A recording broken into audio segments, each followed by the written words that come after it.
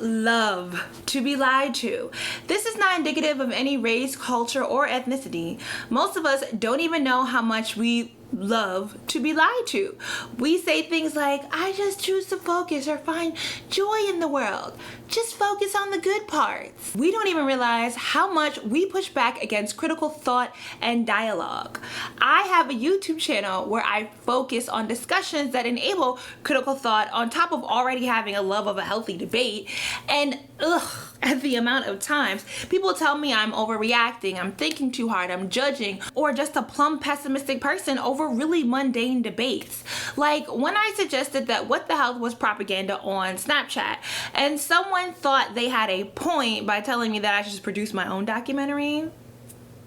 Okay, they believe they are really onto something when they say they choose to focus on the joy, when I explained to them several issues that I had with What the Health.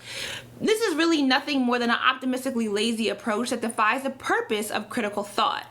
Critical thought and dialogue for many is uncomfortable because it puts on their nose the changes they need to make, and I'm saying they, but I'm including myself, and the work that we need to take on and do. Because we live in a capitalistic society where private wealth is what we are all chasing after, we are even more averse to change, especially when change confronts our own role in admiring qualities of the oppressor and embodying it in ourselves, our own greed, our own desire to accumulate and own things. From religion to food, we construct ideologies that allow us to live in our comforts without too many harsh liabilities confronting us. Hashtag we love to be lied to.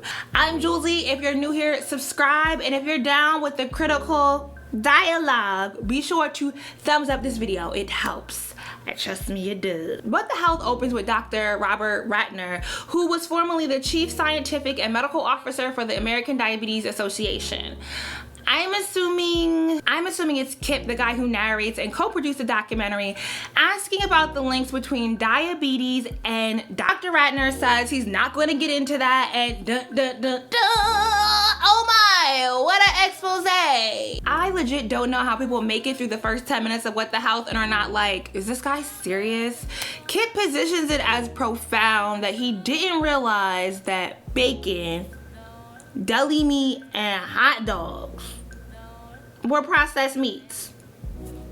Like, I really want to know what he thought processed meat was before that profoundly awakening discovery. Like, what part of the pig did he think scrapple was? Dr. Ratner, in this expose, which is revisited later on in the documentary, refuses to answer questions about diet and diabetes, subsequently ending the interview when Kip is insistent upon asking that line of question. Nutrition science is a rather subjective playing field. There is literally a study that will affirm any theory you have on food. And Dr. Ratner tells Kip this. Ratner is representing an advocacy group. It is not so much a conspiracy as it is a precaution, and him not unknowingly creating a frenzy by misstating or speaking upon studies that he didn't have the time to aptly review. We then see Kip calling the 1-800 number for the American Cancer Society, expecting to get scientific information from a customer service rep. You know, because a customer service rep knows how the American Cancer Society decides to post content on their website. So this is the foundation Kip is building his argument on. Googling things, then calling the 1-800 number to ask about the things he found on Google. This is the problem. You cannot present half-truths as a factual argument. Soon as you enter the territory of manipulation, in that you are manipulating information to get people to agree with you rather than engaging in a critical dialogue, your credibility is like gone, bruh. It means nothing to me that people are converting to veganism off this documentary when they are not considering how we got here and what the holistic impact of our diets have within the global ecosystem. When they don't understand anything about how the data Kip pushes forward works, like what is nutrition science? You know, you're just going vegan because someone told you that meat is bad and vegan is healthy. But how did we even get to this point of diets that are based on consuming unhealthy meat? And to think about what actually makes meat unhealthy is in line with my issue with What the Health. Mass production. Like our gleaming suburban grocery stores with fresh produce sections piled high and aisles full of every food group.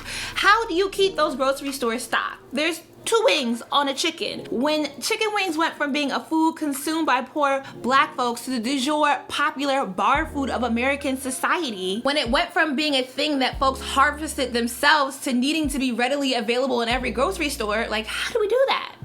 The post-war boom of the 1950s saw a shift in the politics of food in America and how we consume said food. On both sides of the debate, there are anecdotal stories that suggest why either lifestyle works towards longer lives. My great-grandmother was born in 1904 and grew up eating all the fat off the meat. From the chitlins to the ear, the more gelatinous, the more fatty, the better. And she passed away at 99 years old. That does not mean that eating animal fat will not lead to heart disease for myself. I know better than to just blatantly make that assumption. It is noble that Kip shows how the zoning of an industry often creates a negative burden on black and brown communities, as they show with pig farming. There's a really good episode of the podcast Reveal that breaks down how the Environmental Protection Agency often fails poor neighborhoods and criminalizes their advocates. Industries throughout America have risen and bulldozed straight through black and brown poor communities. Not even just poor black neighborhoods, but you can think of any black neighborhood that has substantial culture. You could think of definitely highways that were built straight through them, disrupting their livelihood. From highways and airports to pig farms, tire factories, and almond farms. Everything is political. I encourage you to consider the politics behind food is manufactured in America. Something What the Hell doesn't encourage a dialogue on. I mean, they tell you that the beef industry commissioned this study, so the study Kips agrees with has to be the factual standard. But we as the middle class do directly impact the access to food that further disenfranchised communities have. Telling people to go vegan because meat is poisonous and not addressing the food deserts that largely exist in black and brown lower income communities is dubious at best. If you're vegan and you still buy groceries at Walmart, what are you really doing? You can be vegan and still eat plenty of processed foods. What's a soy product? That's not to say don't go vegan. By all means, choose whatever lifestyle works for you. Overall, the push towards veganism does have legs when you approach it from an animal advocacy standpoint. That is the strongest factual argument one can make for veganism, but everyone is not going to be moved by the idea of animal rights.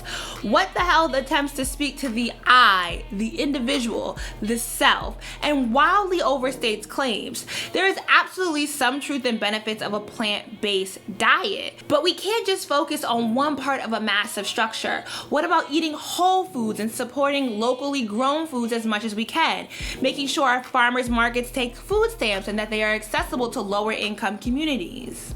Teaching urban residents how to grow their own foods to supplement how out of reach a plant-based diet may be to them. There's a whole extra headache for you when you discuss how food is sourced and how that impacts the environment, global warming, and other international communities. But at very least, you are much better able to improve upon your impact in this whole ecosystem when you're equipped to think about it critically. To say that veganism is the cure or the end-all be-all to healthy living is false. Think about where your food comes from, how it's produced and harvested.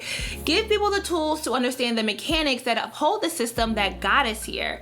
I would definitely recommend checking out In Defense of Food on Netflix. You'll walk away with more insight and ways to think deeper about the food you consume and how you're going to walk into a healthier lifestyle. As much as one might want to say what the health is harmless if more people do go vegan, but I'm not dissing veganism. I'm taking issue with a film that uses propaganda and manipulated data to push an agenda. Because when you fall for this or accept it without critical thought, you're accepting being manipulated. And we continue to believe that we each have this superhuman power to be swayed by one manipulation, but then can steer clear of every other one that uses the same tactics. Sure, I guess.